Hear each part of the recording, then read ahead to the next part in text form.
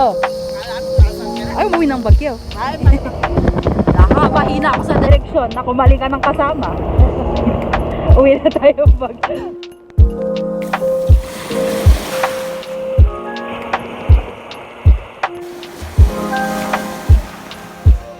para mag-share sa akin.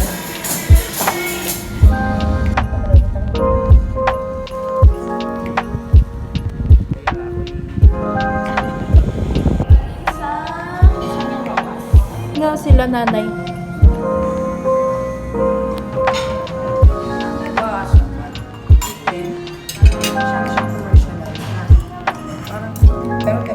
I am so alone at the beach.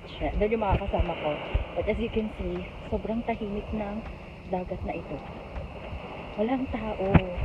I love it. And look at the color of their sand. See? Hindi siya white, pero ang light ng sand niya. And the dagat is so kalmado.